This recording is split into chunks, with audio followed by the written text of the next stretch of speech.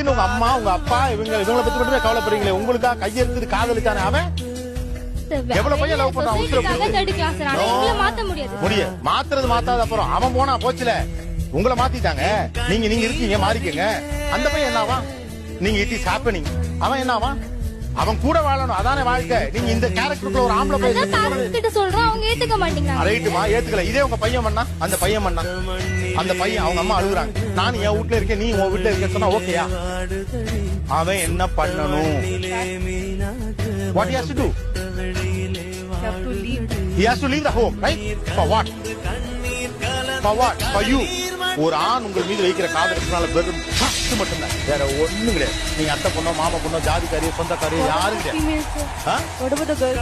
அப்புறம் ஏன் இந்த வார்த்தை வருது? நான் தான் சொல்லி ஷாக்கிங் கிளைமாக்ஸ். என் டைரக்டர் அங்க இருந்து தான் சொல்றாரு, இட்ஸ் ஷாக்கிங் கிளைமாக்ஸ். பட் இது எனக்கு ஷாக்கிங் கிளைமாக்ஸ்மா, விட்டுட்டு போறேன் எல்லாத்தையும்